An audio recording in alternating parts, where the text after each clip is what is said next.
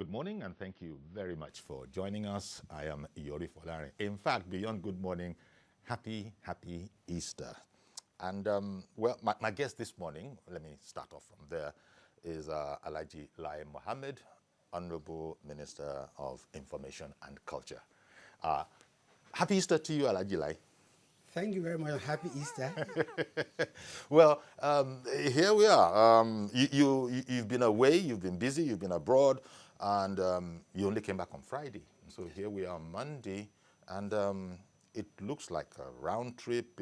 And there are a number of things we want to talk about, but I'm sort of interested, curious in your post-election trip abroad. Because you were in the UK and the US, and just reading the papers, the gamut of media houses that you spoke to was so very wide: BBC, Voice of America, Sky TV, Al Jazeera, Washington Post, Reuters, and on and on. You had a breakfast meeting in the UK. In attendance were diplomats, investor communities, lawyers, businessmen. So I said, okay, it's good that we'll be having Alhaji Lai. Well, we need to ask, after winning the election, your party won the election, was there a pressing need, or is this in the nature of things to take off for almost parts unknown, because you've been away for, what, you were away for about a week or so? That's correct. About a week. Yes. Why was it necessary? What did we benefit from that? Well, Mr. Falani, it was important for us to embark on this trip, primarily to let the world know that Nigeria is a safe country and it's a country where they can invest, that despite all the hype about the elections were free, fair, and credible. And also it affords us the opportunity to reiterate and promote the successes of the administration in the last 4 years, and also let the world know exactly where the administration will be, putting its emphasis in the next 4 years. Okay. We decided deliberately to engage influential media, international stakeholders, think tanks, in some cases in academia, because these are people we identified as being responsible for forming opinions and perceptions about Nigeria. That was important, especially after the hype and the noise surrounding the election, to put the record straight to the international community. Okay. And I must say that... And in particular, you must be talking about the challenge by the candidate of the PDP of the election results. Oh, yes. We actually, among other things, took the opportunity to forcibly dismiss any attempt by the opposition to impute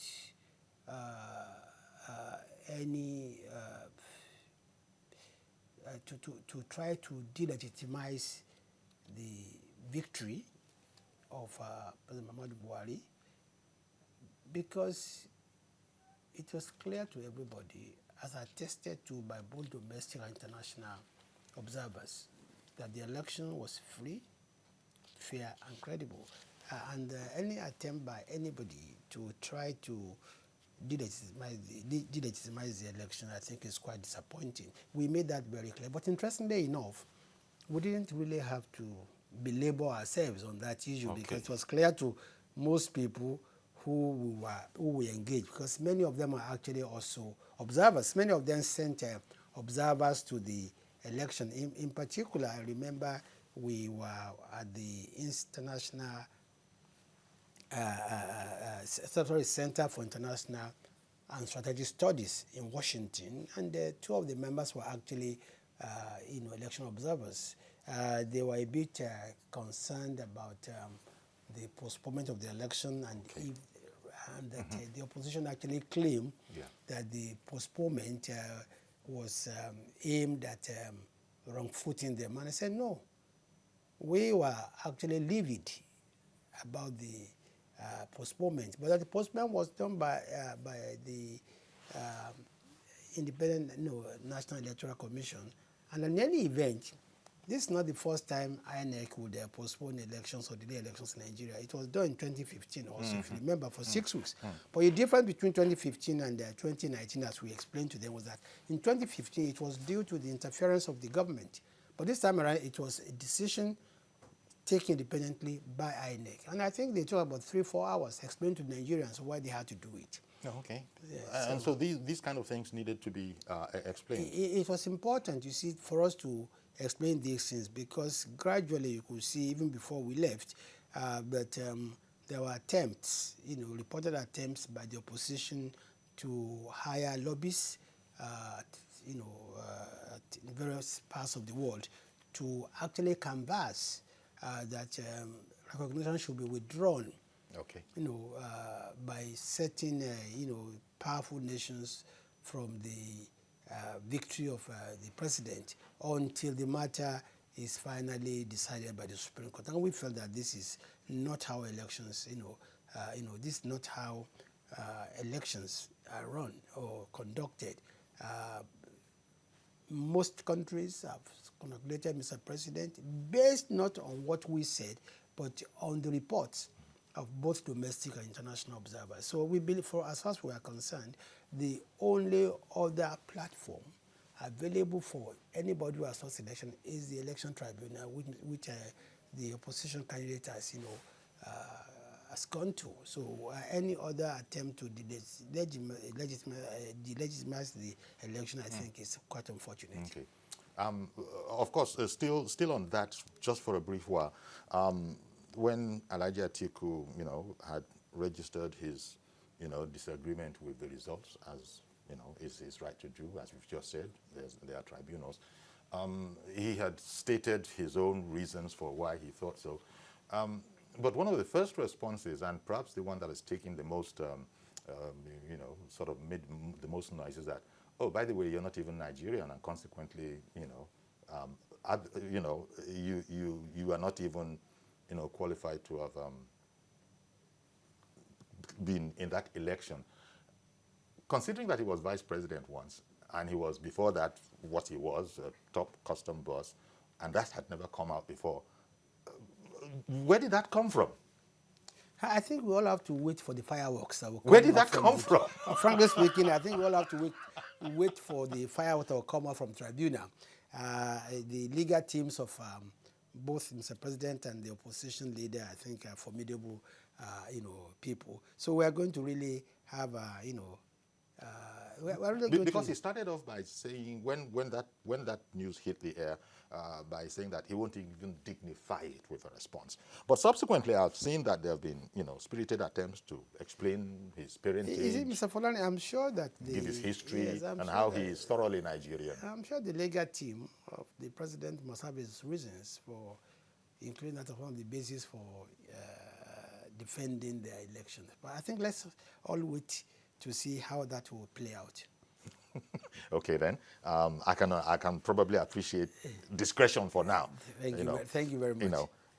But let's look at the business aspect. You were also you were abroad, the economy, you no doubt wanted to present the economy in a positive light. That this was something that any right-thinking businessman should be interested in.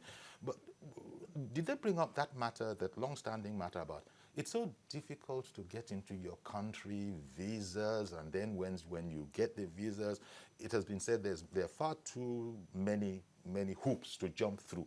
That used to be the complaint. Do you have a progress report on that situation? Yeah, I must say that by and large, the think tanks, the influential media we interacted with were quite satisfied with the progress we've made in our economic reforms. In particular, they appreciate the fact that Mr. President nurtured an economy from recession to sustainable and inclusive growth. And we made sure that we reminded the community, the world global community, that we've recorded 6 consecutive quarters of growth since we came out of recession. We also mentioned certain reforms that have helped in making Nigeria more business, friendly, which has resulted actually in our being in the top half of the ease of doing business in Sahara Africa.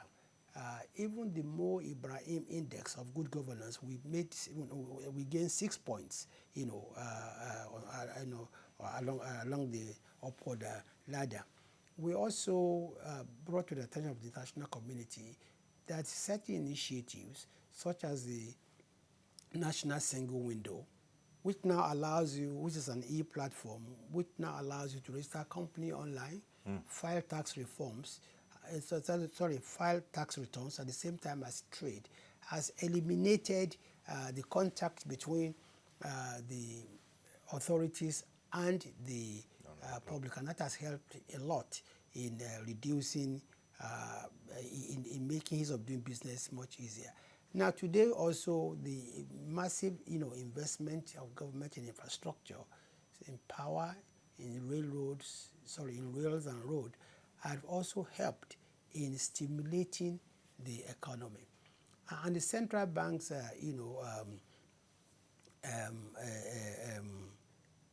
the central banks the initiatives, especially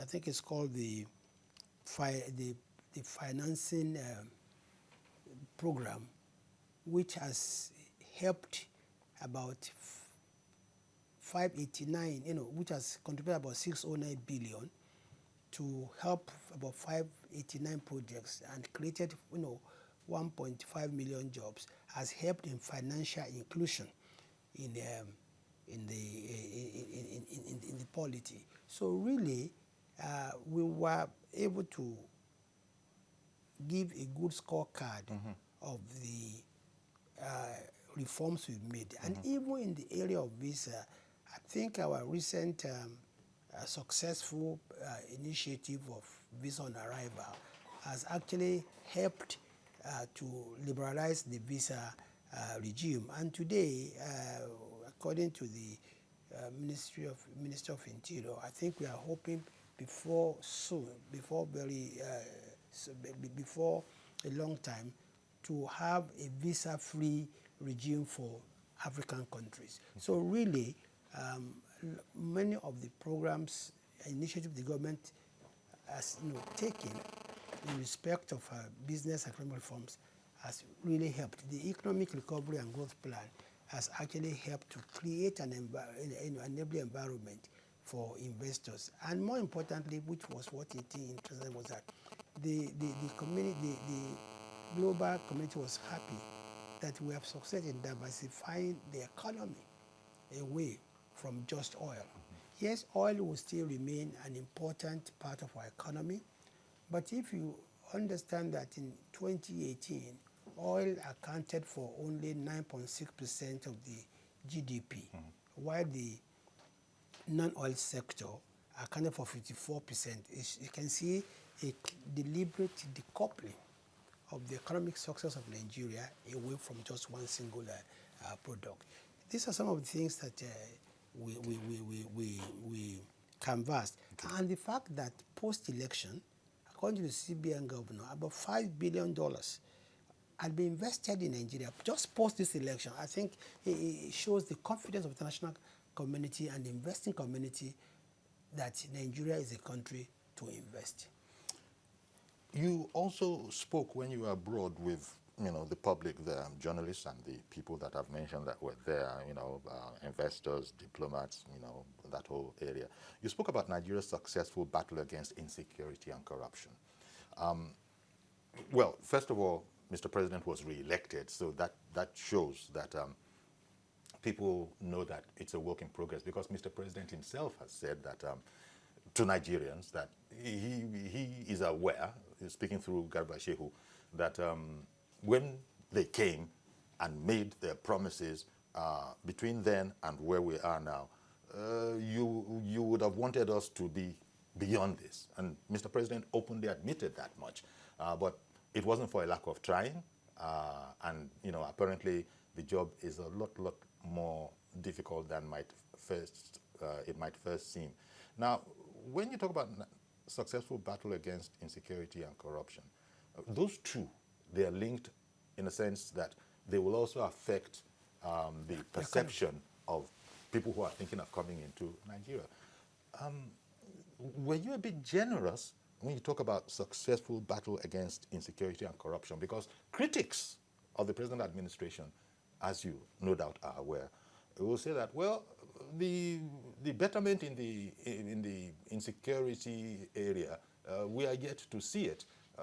Those guys, terrorists, call them what you want, killers, they seemingly operate almost at will, when we would have expected that, no, this kind of thing has gone down.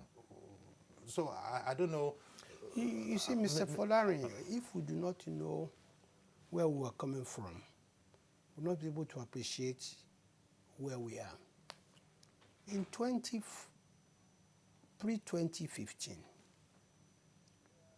the Boko Haram terrorists walked freely into any city in Nigeria, including the federal capital, Abuja. And they chose where and when to wreak havoc. The United Nations headquarters was not spared. Neither was the police headquarters. Now, today, we can say proudly that that kind of situation has never repeated itself since we came in, where Boko Haram insurgents will walk into Abuja and attack, the police headquarters or any institution for that matter. Now, before we came in, Boko Haram was active in at least 10 states of the Federation, where they struck at will. Kano, Kaduna, Sokoto, Niger. Today, we've succeeded in confining them to outside Nigeria. In 2013-2014, Boko Haram occupied 17 local governments in Borno State alone, 4 in Adamawa, and about 2 in Yobe. People have easily forgotten this. That prior to 2015, roads to the northeast were blocked. Schools were closed. Banks folded up. Telecoms company folded up in the northeast. Today, we've been able to restore all this. Schools are open in the northeast. Banks are open. Telecoms company are flourishing. And I always use as an example the El Kanemi warriors of Maiduguri as an example of how much normalcy has returned to Nigeria. The El Kanemi football team relocated to Bauchi for all its home games. Today, El Kanemi, hosts other teams from other parts of Nigeria. Now, that is the level of normalcy that we're able to restore to the situation in the northeast about Boko Haram.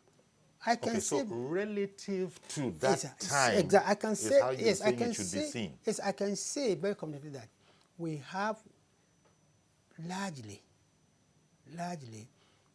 depreciated the efficiency and efficacy of Boko Haram. Okay. But don't forget that terrorism is a global phenomenon.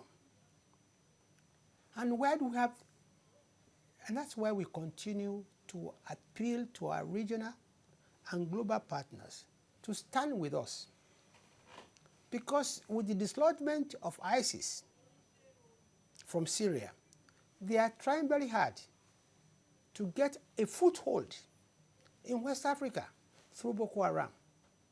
And that is why we continue to bolster our relationship with the multinational joint task force, with AFRICOM, and with all global partners that are helping us. Because if one part of the globe is not safe from terrorism, no part of the globe is safe from terrorism. So when you want to judge our success in fighting Boko Haram. Please judge us from where we came in and where we are today. In fact, yes, sir. Thank you very much. In fact, I need to correct myself. When Mr. President speaking through Garba Shehu, when he spoke, I mixed it up a bit.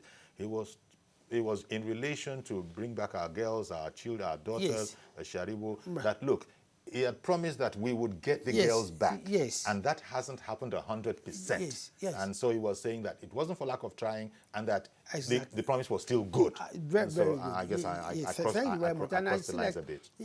and you see, we are still committed to bringing back those girls.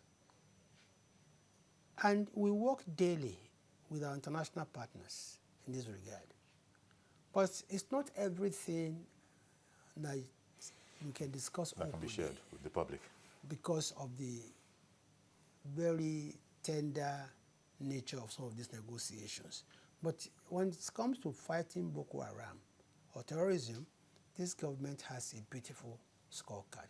Yes, I would admit, like anybody, that we still have challenges of security.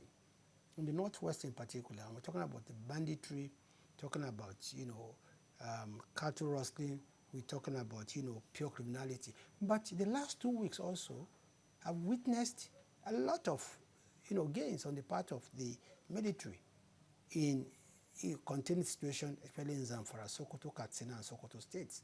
Now, there's no crime-free, nation. But what is important is what is the government doing about it? And I can assure you that we're on top of the situation. That, of course, one imagines. Well, there are no doubt other aspects, the economy that also concerns you, that that's part of the message you took abroad. Yes, and I know actually the second leg of your questions about corruption, fighting corruption, that how can we actually say that we have succeeded in fighting corruption? We have a measure of success in fighting corruption. You see, sir, if you measure our success in fighting corruption by the number of convictions that have taken place, then I think it would be unfair to us. I think you should measure our fight against corruption from the kind of initiatives that we have, initiated and how that has actually impacted on the fight against corruption. I think I always mentioned two in particular. The first is that under this administration, we insisted and we have succeeded in ensuring that all payments, all revenues are paid into the single treasury account. Before we came in, the federal government had about 22,000 various accounts in various banks. And that actually resulted in paying billions of naira every month, just in charges. And we never even had an idea of how much we had. But today, under this administration, over 9.3 trillion, if I'm correct, had gone into that single treasury account. And that's why it's been possible for us to invest, especially in the area of infrastructure and in the area of, the social investment program. It is on record that it's unprecedented in the history of this country, the kind of money that we have spent on infrastructure. In 2016-2017, we spent 2.7 trillion naira on infrastructure alone. And we've also introduced a lot of transparency and accountability into how resources of government, are spent. Two, our whistleblower policy has also helped in not just... Is that still Still ongoing? very much on. And you see, we still have the secure portal where you can report any unethical or corrupt activity of anybody, and you are safe. And so far, if the record of the FCC says that we've recovered about $53 million US from that policy alone. Now, our fight against corruption may not be recognized at home, but it's been recognized abroad.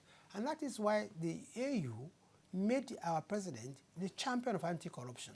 And even the United Nations Office on Drugs and Crime actually also recognized that, yes, Nigeria is taking positive steps in fighting corruption. So when we say that our fight against corruption is successful, this is because we know that we are laying a foundation that would make it difficult for people to be corrupt, because corruption starts with payments. Indeed. With not even getting to know who has where what. But today, every payment must be made into the single treasury account. Okay, two things on that payment issue.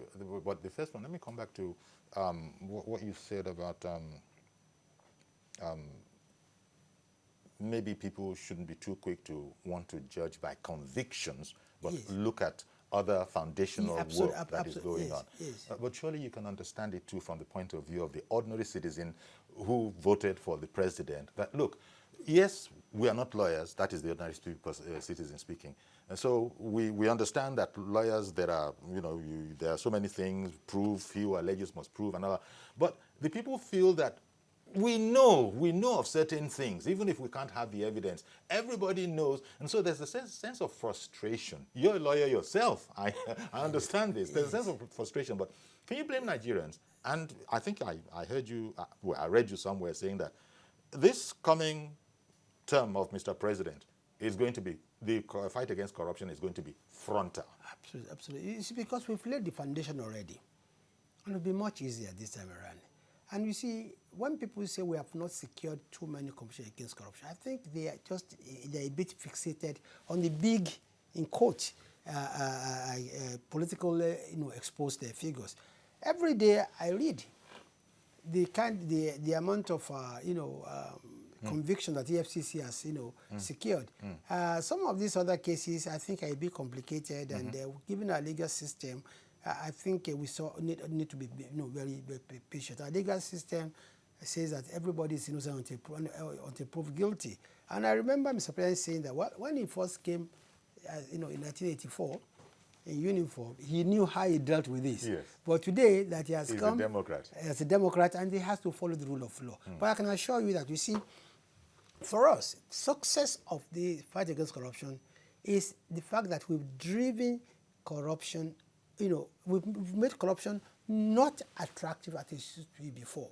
Today, even those who are corrupt are doing so with fear of God and of fear of the law. And it will become, if you become progressively more and more difficult for corruption to thrive in Nigeria until we get to that, to zenith. But today, I can assure you that the fight against corruption will still remain the bedrock of this administration in the next 4 years. And what did you make of critics who say that this fight against corruption, the APC government, how sincere is the question that they are asking? In other words, the critics, copiously say that how come it's people outside of the ruling party that suddenly are, allegedly corrupt and now have to be proved? You know that I've heard this as well. Mr. Falani, I've answered this question before. You have asked it before. And I always answer by Yoruba proverb. Enti o niyawo, ane o le ku. You see, he who does not have a wife cannot lose an suffer. He cannot lose an in-law. Yes, sir. You see what I'm saying there? You see, we had 16 years unbroken of PDP rule.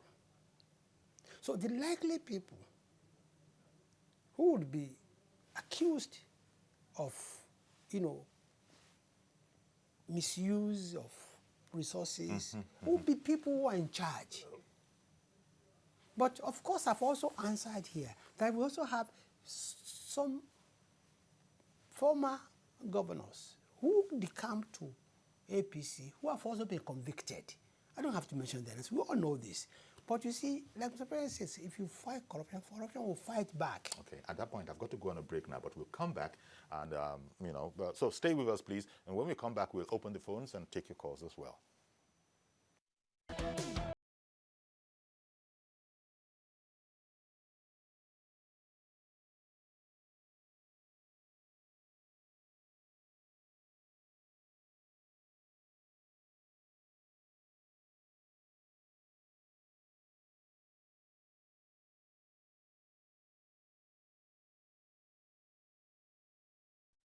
Okay, welcome back. Alhaji Lai Mohammed, Minister of Information and Culture in the House, just back from a post-election victory trip abroad, and he's been explaining to us why it is necessary. He's also been talking about some of the other aspects of the work in progress, and as he has said before now, that, well, the ongoing fight against corruption, which is very, very important, along with economy and all of that, and security, is going to be much more frontal this time. In any case, Mr. President doesn't have any strategies to worry about, re-election and all of that. So we wait to hear from that. But good. Okay, there's someone on the line. Hello? Okay, Cyprian. Good morning, Cyprian. Cyprian, can you hear me? Yeah, I can hear you, sir. Good morning, Cyprian. Thank you for calling in. Good morning, sir. Okay. Happy Easter. Indeed, happy Easter to you. Your question or yeah, comment? Can I just be on to the minister? Yes. You already are. I want to congratulate APC for the landslide victory. But I want to also tell the Otoge Maestro to apply similar style in our democracy. What I mean is, it has always been the case when an election is concluded like this, you see people decamping from other parties. Why not put a line so that if you are progressive, you line towards the progressive line. If you are conservative, you line in that thought, so that our democracy will be seen like that of Britain. If your thinking is that of progressives, you know where to go. If you are a Democrat, you know where to go. If you are a conservative politician, you know where to go as well. I would like the information minister and the government of Buhari to do that, so that our democracy will not be, when you lose, you see people moving en masse to the other side. When you lose, you see them decamping from their party to the without ideology. Mm-hmm. Let them bring in that ideology into our democracy, so that we will have good. When you lose, you go and do another thing, another term. You have a shadow government. Shadow government will be there. That will be tackling the main government. So as time goes on, you will now win. Look at what happened in 1994. Okay, Cyprian. Thank you very much for your call. We understand it. Alhaji, how would you comment that people, just accepting people, is it not diffusing the difference between the parties? I think I agree with Cyprian that we must evolve a more issue-based ideological, political philosophy. But I believe that as time goes on, this would probably be the case. Right now, I think it does not speak well of our political development, that people actually do decamp from one party, which is, where's the ideology? What do they believe in? So I agree with Cyprian, but I think it's part of the evolution of any country, in its political journey. Because part of the explanation we got when people complained first about this, when that was before the election, it was explained that, look, you're not in a position to turn anybody back. But exactly. we've come some way. But I believe that it's about the level of development of people's minds and their perception of politics. I think it happens probably in every country at the early stages of political development. I'm sure we get to the level where, in some places in the world today, some people are simply born conservative and they cannot do anything but be conservative. Because some people are born liberal, the Republicans, because their fathers were, their grandfathers were, and they imbibe the ideology. And no matter whether they are in government or out of government, they stay by those ideologies. Sunday in Jalingo. Good morning. Yeah, good morning, Okuyori. Good morning, sir. Thank you for calling in. Hi, Senator. Yeah. Thank you very much. Happy Easter. Happy You're gonna- Easter. The same to you. And happy Easter to the Honorable Mr. Beta. Thank you, Sunday. Happy Easter. Happy Easter. Yes, sir. Sir, there's something I want to ask a question, sir, because the question I want to ask goes like this, sir. Because this administration makes us to know as a kind of, as if giving money and receiving money, that is the only thing about corruption. Is there other things that we do and we view it as corruption? Because this administration, it's a kind of, as if when you give money and you receive, that's just how corruption that's how corruption will take place. But other things, without giving money and receiving money, is not corruption. Okay, Sunday, thank you very much. Thank you very much for calling in. Are there other aspects of corruption beyond bribery and all of that? Are non-monetary aspects of corruption, maybe? Absolutely. You know, That you are concentrating on? you see, when you look at our fight against corruption, we actually say corruption and other unethical practices. Okay. And corruption is a very flexible word, and it encompasses a lot of ills of society. While the concentration now might look like on recovering loots, recovering stolen money, I think our fight against corruption, I think, is more encompassing. But the one that is easily identifiable is, for us, is the issue of resources that have been looted. But when you look at also other agencies that are set up, such as the National Agency Against People Trafficking, trafficking people, if you look at other agencies, they also combat corruption in other forms. But when we talk about whistleblowers policy, or we talk about the single treasury account, we're actually, focusing largely on the monetary issues. But I agree with Sunday And by the that way, corruption goes beyond just giving money and receiving money. Okay. And the Treasury single account affair, it has actually, thrown up some issues. Absolutely, yes. That have been approved. Ayo in Ajah, good morning. Good morning. Thank you for calling in.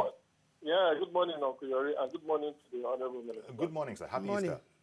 Yeah, I had the unique opportunity of interviewing the Honorable Minister when we were producing 2 years documentary of the Buhari midterm in office. And I remember one of the things that picked him is that, look, and I had a unique opportunity to see the good work this administration had done because I traveled all across Nigeria to see the projects, in different areas right there. And when I interviewed the Honorable Minister, I told him then that, look, one of the things this Buhari administration is doing wrong is not communicating its objectives, its agenda, and allowing people to have buy-in. And I also remember being in one of those meetings where the president said, look, that it's not going to take money meant that the country doesn't have money. It's not going to take money meant to grow the economy or grow the nation to start doing publicity. Now, we understand all of that, but you see, communication is also strategic. This administration must learn how to let people know what it has done. A lot of Nigerians are quite ignorant that they are on the giant strides that this administration has done. Okay. Now, it may not be in the manner in which the other party have done it, but it's quite structural, and they've addressed the root of our problems so that in the future, we have a very good foundation. So I just want to appeal to the Honorable Minister that they should do more communication and information on behalf of the government. Thank you very much. Thank you very much for calling in, Ayo. Ayo, thank you. That's a very useful, contribution.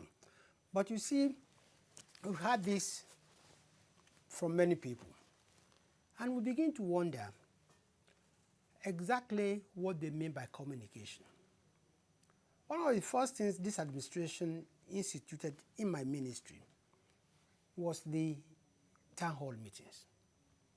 The town hall meetings provide opportunities for both the governed and those being governed to exchange views. On our side, whenever we had a town hall meeting, what we did was to let the community know exactly what the government was doing in areas that were specific and relevant to that community, and also get feedback from them. And to the best of my knowledge, we've conducted 18 of such town hall meetings.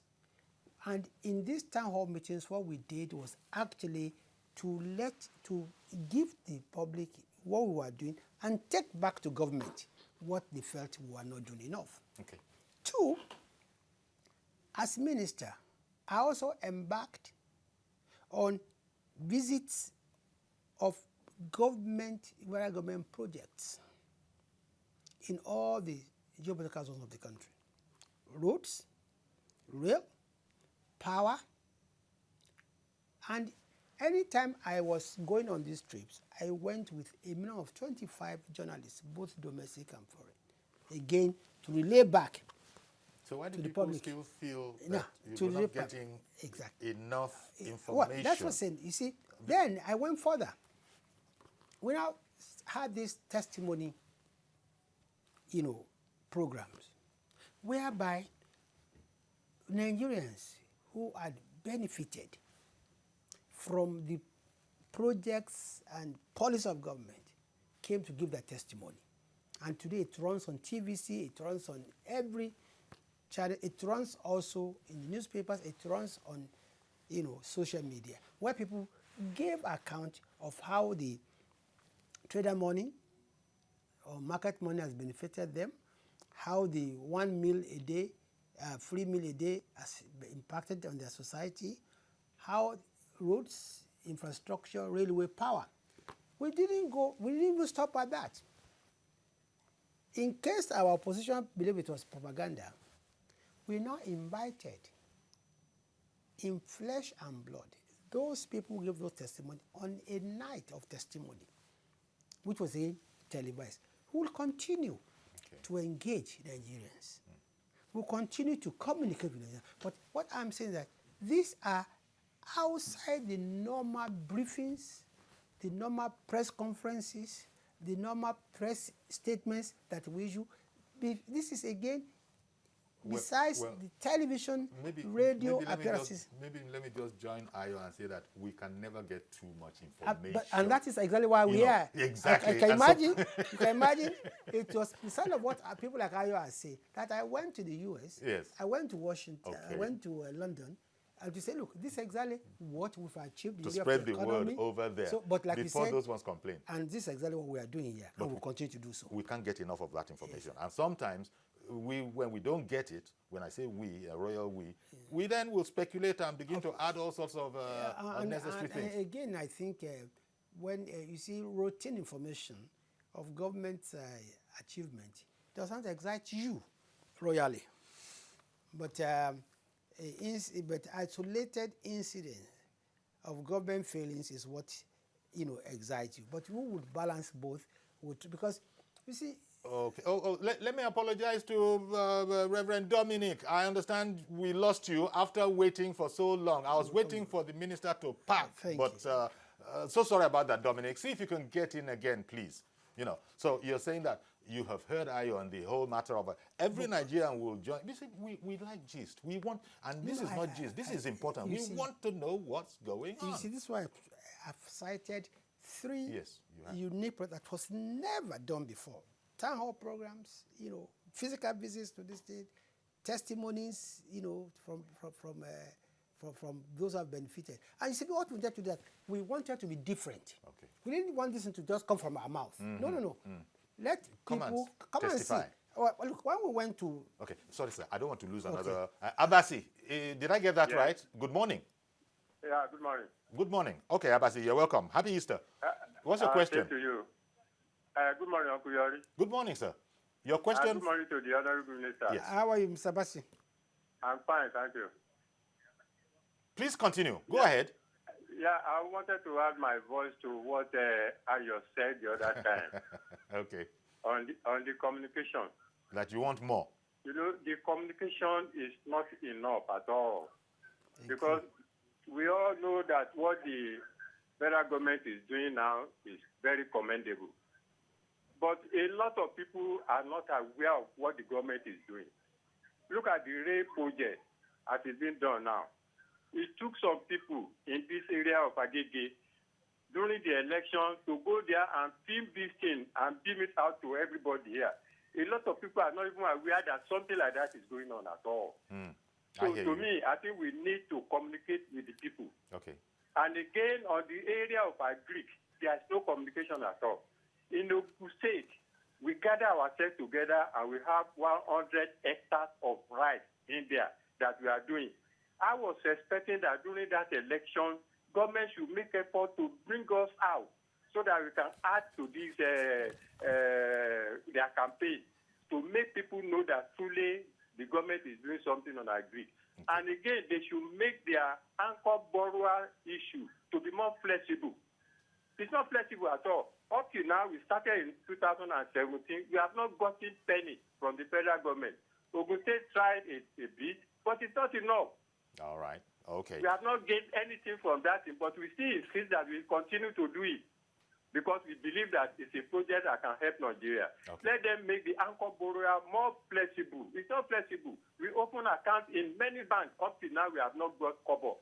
And we know this money is available. Thank you very much for calling in. Thank you, Mr. Abbasi. I would. So is that thing? Yes, you see, no, but I want to agree with Abbasi. You see, I, in company of the Minister of Transport, His Excellency Rotimi Amechi, and about 35 journalists, in 2018, went to inspect the Lagos-Ibadan Express, Lagos-Ibadan, railroad, and brought it to limelight.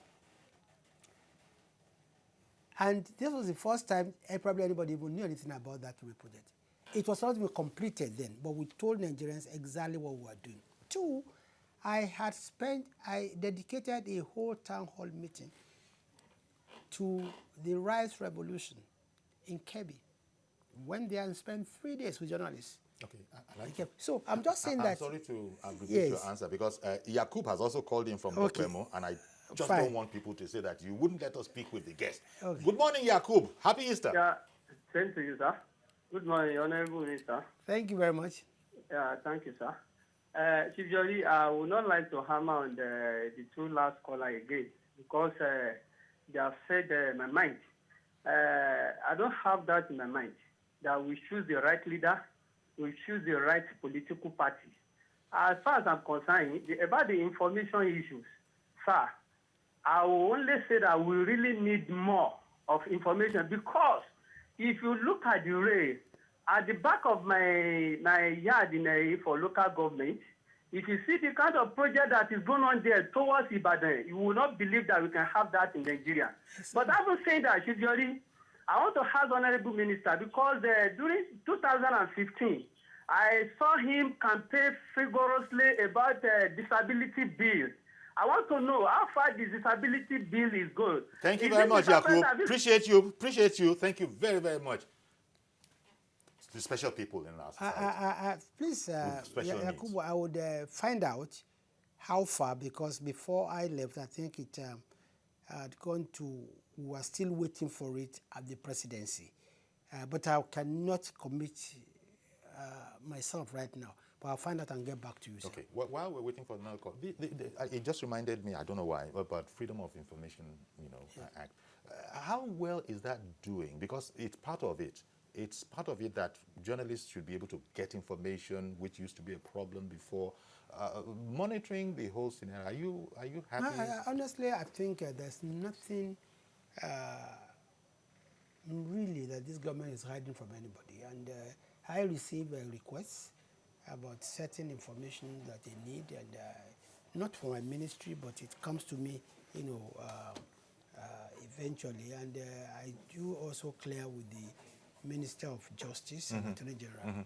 And by and large, we have been able to abide by the laws. Okay. Of course, there are also so it is working. It's working. In deserving cases. I think it's working. Let me quickly bring in Tochukwu. Tochukwu is in Abia. Good morning, sir. Tochukwu? Yeah, good morning, sir. Thank you very much. Happy Easter. Yes. I wish you the best. My Honorable Lai Mohammed. I'm very after. Tochukwu, how are you? Did you have a question, Yeah, Tochukwu? so let me go to the point. Straight. I wanted to thank you and thank the administration the way things are going. In Aba, as I said to be precise, this administration have really gingered the Made in Nigeria, Made in Aba initiative, which make Aba the commercial net center of the Southeast. But what I wanted to beg, what I wanted to apply is that this railway that is going on from Lagos to Badagry, Lagos to Ibadan, have never touched to Southeast, being Aba, because this is where things is happening. The whole World Trade Center is in this place. They should remember us. The Commissioner for Transport is not far from us. They should remember us and know that Aba, we cannot do without Aba. Because ever can hear me, let me speak our dialect. Please, let them help us. Keep it up. I love what you guys are doing. Thank you very much for calling in, Thank you, Tochukwu. Tochukwu. Let me assure you that our rail program will touch every state of the Federation. I can assure you that. No part of Nigeria will be left behind by the time we complete our rail project. Yes, we have the pilot scheme, or in quote, which is the Lagos-Ibadan. Sorry, the Lagos-Kano. And then, of course, we have the Lagos-Port Harcourt also. But I can assure you, and the Minister of Transport has always said so, that our master plan, every state capital will be linked with our rail system. Liberty in Ogba. Good morning, sir. Good morning, sir. Thank you for calling in. Happy Easter. You got a question?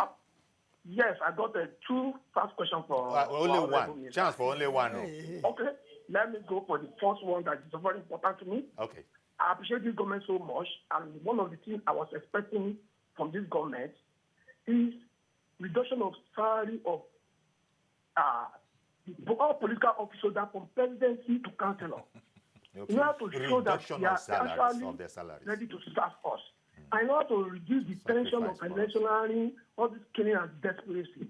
Please, will the minister be interested in advising the president or proposing a bill to make sure all salary of political officers from presidency to councillor in this country is reduced drastically in order to discourage all this killing in our election time, all this desperation, so that if you are coming in 2023 to come and contest, no, you are coming to serve us. Maybe if they pass it to law, it can start from 2023. Okay. So if you want to go and sell your house, you want to go and sell your property because of election, know that you are coming to serve. Your salary is just something that doesn't worth it. Not that you want it, but it's something that is not something you have to go and kill anybody for. Okay. Please. Okay, thank you very much. Would further sacrifices by the current, government, especially as it concerns the emoluments and all of this, Well, what do you think of what he's saying? Liberty, I don't know the emoluments of other states or, parastatals, but I know that of ministers. And Liberty, if I tell you, you are going to campaign for it to be jacked up. Now, If he knows the actual figure. yes. But on a more serious note, Liberty, I believe that we must consciously demonetize our political system. And the best way to demonetize the political system is when those who are elected into office, when they perform. And a good example, I think, is the present administration. If we are to judge by the volume of money that was spent by the opposition, probably the result would have been different. But Nigerians voted for Mr. President because they actually appreciated, from even what all of you have said today, how he has impacted positively on the lives of Nigerians. And I still remember the New York Times editorial says that the election of Mr. President was actually a referendum on integrity. So when you have a government that is focused, a government that is delivering, then you need less money to advertise, less money to convince people. But I hope it will get to that stage that Nigerians will now look at the quality of people, the quality of governance and track record to vote, and not how much money is being given to them. We're going to have to leave it there. Alhaji Lai Mohammed, Honorable Minister of Information and Culture. Time is not on our side, but I want to thank you very much for coming on and giving us a report on, your trip abroad, post-election success, and also addressing those other issues and giving us your perspective. Thank you very much, Alhaji Lai Mohammed. Mr. Fulani, it's always a pleasure to be here. Indeed. Thank you very much. So that's our program. Please join us tomorrow for a fresh edition. I'm Yori Folani. Bye-bye for now.